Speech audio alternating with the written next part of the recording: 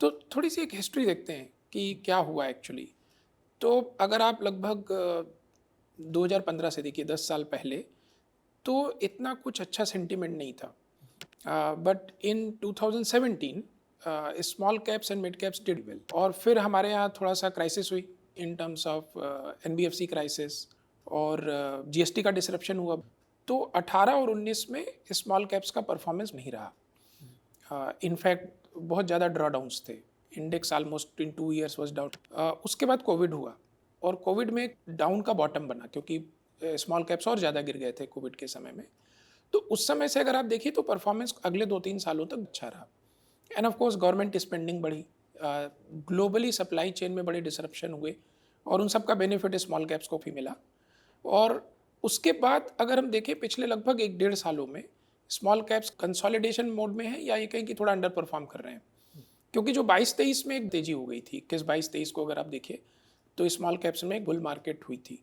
इसीलिए हमको ये लगता है कि चूंकि पिछले लगभग 1 सालों से स्मॉल कैप्स अंडर परफॉर्म कर रहे हैं, प्राइस वाइज या market wise this is a good time to start investing in. अगर हम ये देख सोचने जाएं कि हमको वो सस्ते वैल्यूएशन वापस मिलेंगे जो लेट से 18 या 19 में थे, या 15 या 16 में थे, ऐसा हो सकता है बाजार में। हम ये नहीं कह सकते कि ये कभी नहीं होगा, लेकिन एक फंडामेंटल चेंज हुआ है स्मॉल कैप्स में, जिसके कारण अब थोड़ा सा उनका एक बेस लेवल जो वैल्यूएशन होता है, जिसको हम कहते हैं मल्टीपल्स, वो थोड़े ऊपर है। और उसका कारण ये है कि साइज बढ़ गई है सभी की। तो अगर आप रेवेन्यू वाइज देखें तो सभी ग्रो हुए हैं।